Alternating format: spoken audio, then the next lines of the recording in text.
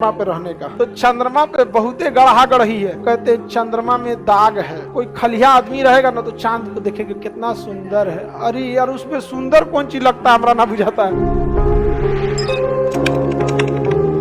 पृथ्वी का जीवाश्म चंद्रमा को कहते हैं, रात की रानी चंद्रमा को कहते हैं। चंद्रमा पर किसी भी प्रकार का वायुमंडल नहीं है। इससे सबसे बड़ा खतरा कि दूसरे ग्रह से आने वाले उल्का पिंड धम धम गिरेगा किस पे? चंद्रमा पर। बेचारा पे कितना चोट लगता होगा चंद्रमा पे, सोचिए। हाँ, बहुत दिक्कत है चंद्रमा पे रहने का। चंद्रमा पे रहना ठीक नहीं है, खतरे से खाली नहीं है। क्यों? क्योंकि चंद्रमा के बाहर वायुमंडल नहीं है। और यह वायुमंडल न होने के कारण क्या हमारी रक्षा इस उल्का पिंड से हो पाएगी? तो चंद्रमा पर उल्का पिंड से रक्षा करने वाला कोई नहीं है। यानी आप वहां चलते फिरते रहिएगा, धड़ाम से गिरेगा उल्का पिंड, धंस जाइएगा, खोजेगा कोई बाहर, कहाँ गया सुरेंद्र धंस गया। समझ में आ गया? तो चंद्रमा पे बहुते गढ़ा गढ़ी है और इतना बड़का बड़का उल्का पिंड गिरा है चंद्रमा पर, इतना बड़ा बड़ा उल्का पिंड गिरा है कि उसमें बड़का बड़का गढ़ा हो गया है। अब आप बताइए, अगर गढ़ा है कहीं तो उसमें सूर्य का रोशनी तो प्रॉपर नहीं पहुंचेगा।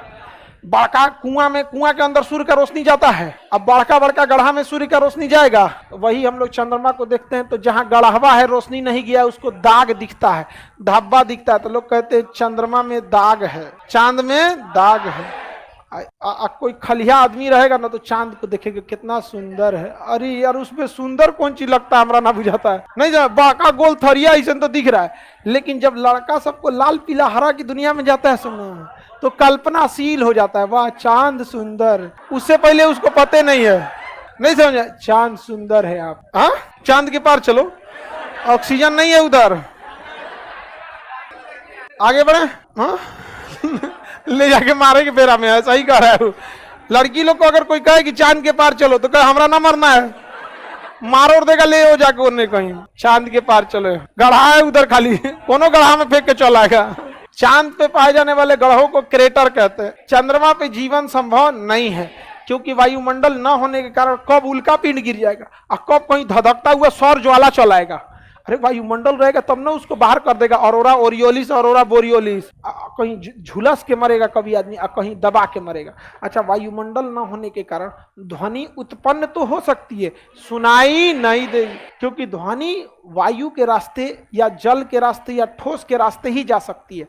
वहां वायुमंडल नहीं है तो ध्वनि उत्पन्न होगी, सुनाई नहीं। चिल्लाते रहिए। वहीं से एक आदमी दूसरे आदमी से बतियाने के लिए फोन का यूज करता है, माइक्रोफोन का यूज करता है। समझा? देखते हैं रजाई ओढ़ के गया रहता है, सब रजाई नहीं रहता है, स्पेस सूट होता है, वो स्पेस सूट होता है, वहां पर स्पेस सूट पहन के जाया जाता है, रजाई नहीं रहता है। समझ में आ रहा है कि नहीं आ रहा है? किसी को दिक्कत? तो बताइए चंद्रमा पे जीवन संभव है? वायुमंडल न होने के कारण धूल कण भी नहीं पाए जाएंगे, क्योंकि धूल कण तो हवा में ही तैरेंगे। और यही धूल कण पे जब सूर्य का रोशनी पड़ता है तो सूर्य की रोशनी बिखर जाती। क्या होती है? बिखर जाती। सबसे ज्यादा बैगनी और नीला रंग बिखरता है, लाल रंग बिखरता ही नहीं। तो सबसे ज्यादा बैगनी और नीला बिखरता है, इसलिए सूर्य बैगनी और नीला का मिक्स दिखता है। आसमान क्या होता है? रंगीन दिखता है, यहाँ पे नीला दिखता है। समझ में आ गया? क्या दिखता है? नीला। लेकिन चंद्रमा पे तो वायुमंडल ही नहीं, तो वहां सूर्य आसमान देखिएगा तो काला दिखेगा। चंद्रमा पे से आसमान कैसा दिखेगा? काला। और कोई आवाज नहीं सुनाई देगा, सन्नाटा एकदम रहेगा। चिल्लाते रहिएगा, ए चाचा, कुछ नहीं सुना, चाचा हो डर लग, तो सुनाई नहीं करेगा। वो क्या पूरा बहुत डर लगेगा चंद्रमा पे। सोचिए, बहुत दिक्कत है। अब पूरा आकाश कैसा दिखेगा? काला। और कभियो कोनो उल्का पिंडा के गिर जाएगा धबाक से, यहाँ कबो कोनो सौर ज्वाला के झुलसा के चल जाएगा एक कुर्सी। बहुत दिक्कत है। इसे जीवाश्म कहते हैं, पृथ्वी का जीवाश्म। इस पे जो गड्ढे पाए जाते हैं उसी कारण इसका रंग कैसा है? काला है। वो जो धब्बा धब्बा दिखता है वो क्या है? काला है। देखिए जब पास आ जाता है ना सूर्य, कौन सूर्य कर रहे हैं? चंद्र, तो बहुत बड़ा दिखता है, इतना बड़का दिखता है। क्या होता है? बड़का दिखता है। तो हम लोग चंद्रमा का जो मैक्सिमम भाग देख पाते हैं वो 59%। किसी का आप 100% भाग नहीं देख सकते। हमरा का पीठ दिख रहा है तो 100% कोनो 3D चीज का तो देखिए नहीं सकते हैं आप। भाई कुर्सिया का आपको 100% दिख रहा है, पिछवा का कोई चीज बटन वटन जो होगा पीछे का नहीं दिख सकता है यहाँ पे। उसी तरह चंद्रमा का भी हमें 100% नहीं दिख सकता। कितना दिखेगा? इसे सुपर मून कहते हैं। क्या कहते हैं? Super moon. क्या कहेंगे? Super moon. क्या कहेंगे? सुपर। जिस दिन अमावस रहता है, अनहरिया अमावस, इसे कहते हैं न्यू मून। क्या कहेंगे? New moon.